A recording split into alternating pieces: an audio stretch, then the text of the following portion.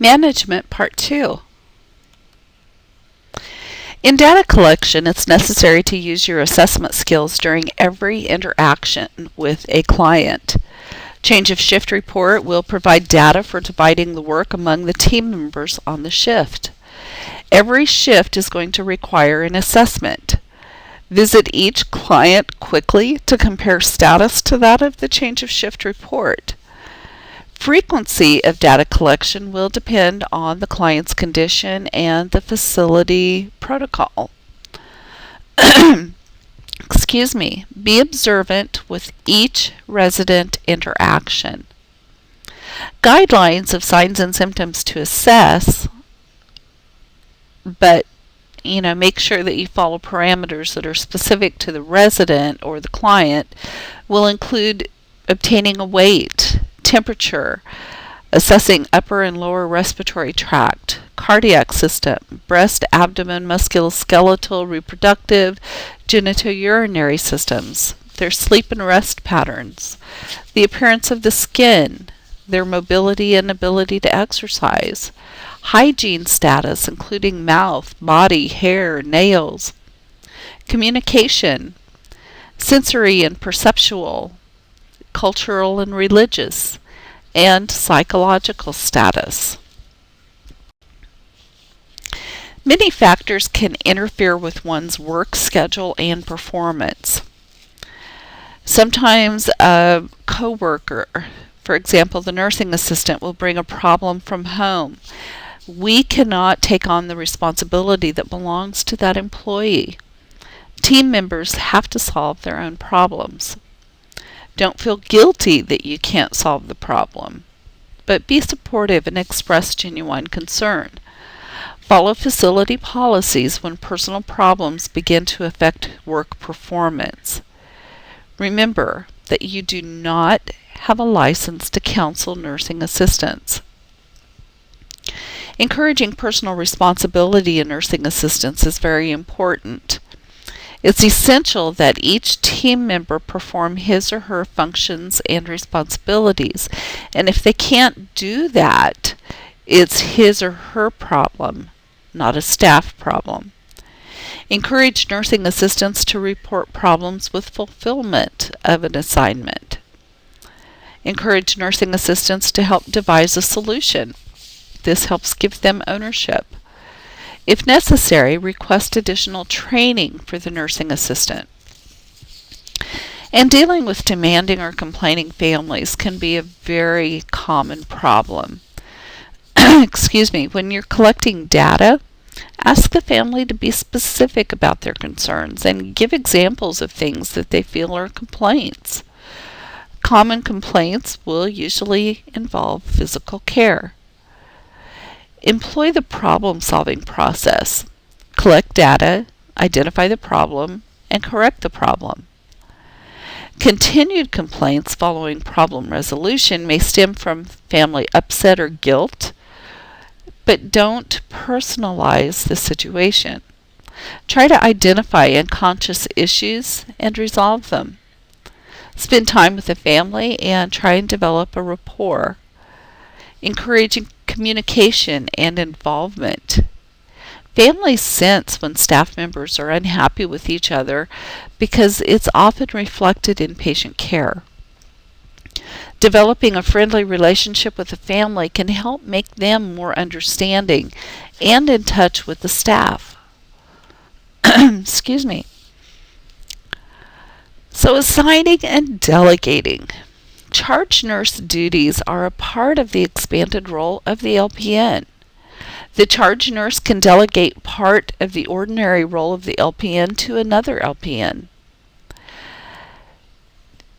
The charge nurse may not be able to delegate part of the charge nurse duties that are a part of the expanded role of the charge nurse unless it's permitted by the Nurse Practice Act. Make certain that you always stay within the limits of your scope of practice and make sure that any task that you assign or delegate is within the scope of practice of the person who is receiving the assignment or delegation.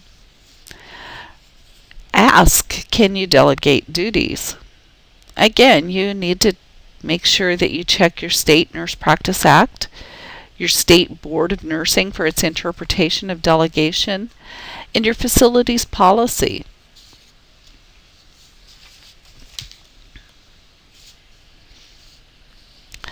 So with different tasks versus duties, in differentiating between assignment and delegation, think of it this way. Assignment equals task, and delegation equals duty. A negative outlook can affect how tasks are performed. So when you're doing your assigning, consider these things. The assignment involves allotting tasks that are in the nursing assistant's job description. Nursing assistants cannot refuse except when they feel like they're unqualified to accept an assignment. Nursing assistants are responsible and accountable for performing these tasks correctly, safely, and in a timely manner. Tasks are activities that are carried out by the nurse assistant and are learned during their training. Most tasks are outlined in their job descriptions. Talking about not being able to perform a task is something that is going to come up. Someone wasn't there for an in-service, or whatever reason they don't feel qualified. You need to discuss the procedure that was discussed earlier. Encourage the nurse assistant to be accountable for their learning or their job description. No matter what task is assigned to the nurse assistant or to another LPN, as the charge nurse, you will be the one who is ultimately legally responsible for checking outcomes for all assignments that are made. Again, a negative outlook is going to affect how tasks are performed. So when we look at delegation is going to allow the LPN to perform other duties with the ultimate goal of improving residential care. Just because you are assigning or delegating, you should never ask the nurse assistant or other LPN to do duties that you dislike doing. You are just as capable of completing these tasks as they are, and you need to show that. You don't delegate or assign unless it's something that you're willing to do yourself. The authority to delegate is conferred by the LPN license. Delegating will require the LPN charge nurse to provide the nursing assistant with the necessary information, necessary assistance, and necessary equipment to safely carry out the delegated duty. Nursing assistants cannot be forced to accept the delegated duty. Benefits of delegating can increase the effectiveness and efficiency of the LPN, can help achieve patient outcomes in a cost-effective manner, and can help nursing assistants improve their job skills. So how legal is it for us to delegate? Excuse me. We first look at respondeat superior. The registered nurse is going to ultimately be responsible for the supervision of the nursing assistant. The LPN charge nurse assists in the supervision of these healthcare workers and shares accountability with the RN for their actions. The scope of practice for the LPN or LVN. Unlicensed assistive personnel are going to obtain data while caring for the residents or the clients.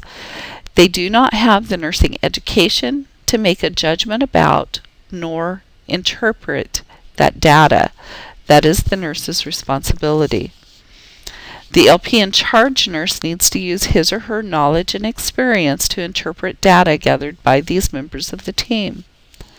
Your license is at stake in the matter of delegating nursing duties. The nursing process is used in patient care, and delegation. When we're collecting data, we look at the change of shift report.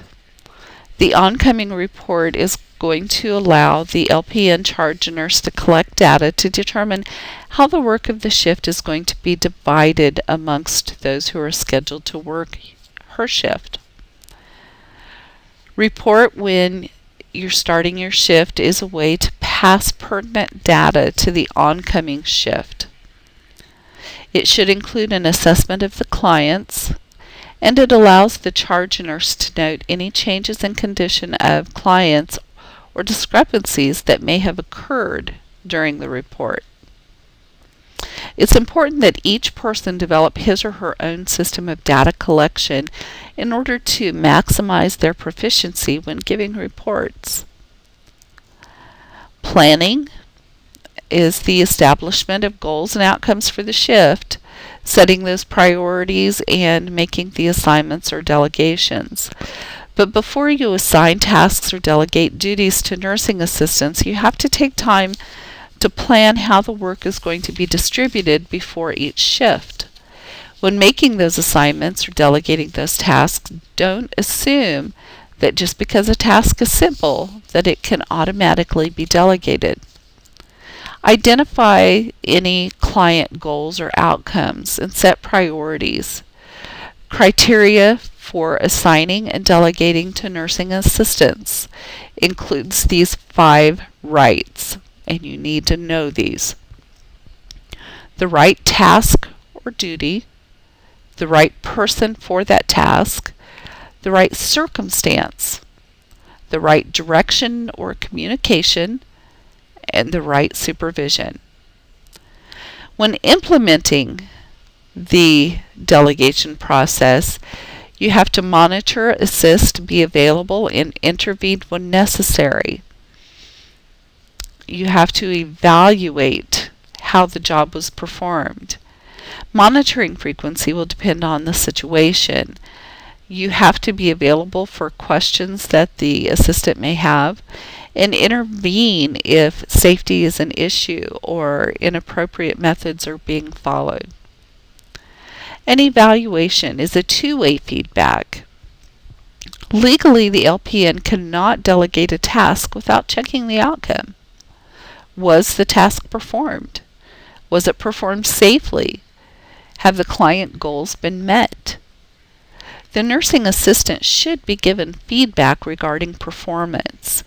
Encourage the nursing assistant to offer input. Maybe they have a better way of doing something that you hadn't considered before that would be completely and totally appropriate. If a delegation is made, it has to be evaluated. If it has not been done, then it is the nurse's responsibility to complete it. This is why I stress, if you take care of your nurse assistant will take care of you. The more likely you are to get up off of your backside and go help turn a client or toilet a client when the call lights are going off, doing some of those chores that are not necessarily considered to be nursing responsibilities, but more of a nurse aid responsibility, is going to elevate you in the nurse assistant's eyes. So in other words, the more you take care of them, the more they're going to take care of you. They'll have your back if you take care of them. Again, 5 rights of delegation. Very important for you to know these. The right task. How do you divide work among the staff is a nursing judgment, and the charge nurse is legally liable for that judgment. All assignments must be carefully considered. Right supervision, feedback, and evaluation. The National Council defines supervision as the provision of guidance or direction, evaluation, and follow-up by the licensed nurse for accomplishment of a nursing task delegated to unlicensed assistive personnel. This definition is interpreted to include appropriate monitoring, intervention, and evaluation of the nursing assistant as needed while performing the delegated task and feedback after the delegated task is completed. The right person is a competent nursing assistant who can communicate effectively, collect basic data, safely perform non-complex nursing activities, seeks guidance when necessary. So prior to assigning or delegating, the LPN should review job descriptors, know the nursing assistant's level of competence. A competent nursing assistant helps the nurse provide high-quality patient care. If a nursing assistant refuses a task, that task should be reassigned. If this occurs, you need to distinguish between I don't want to and I don't know how to. The nursing assistant simply may not feel competent to perform the assigned task. The right circumstance. Assignment and delegation should not occur if the resident is unstable, the unit does not have proper equipment or supplies to safely carry out the procedure, the nursing assistant would face safety issues such as infection control, supervision would not be adequate, or assistance from the LPN might not be available if it's required. The LPN must be available at all times to answer questions or give additional directions or clarification. The right direction or communication. Inadequate communication, you can expect delegated duties are not going to be completed as expected. A two-way process of communication is required. You need to make sure that you give specific, concise, complete directions. You may need to provide a rationale for the tasks being assigned or delegated, and state whether a report is expected and when. Be specific about results that are expected. Nothing should ever be assumed. Always give specific and detailed instructions. And right supervision, again, includes feedback, evaluation, and follow-up. When you provide report at the end of the shift, you need to use the same sequence of data for each resident. Stay in contact with the nurse assistant throughout your shift because they'll help provide updated information about the client's condition. Giving clear and concise directions makes end-of-shift reporting much easier. It's going to also make it easier for the oncoming charge nurse to take notes from your report. Obtain reports from the assistants before you tape or give report. Set priorities in deciding pertinent information to give to the next shift. Be sure to personally assess residents who have changes in condition, current ongoing problems, new orders, and how the client responds to those orders, and suspected side effects of medications.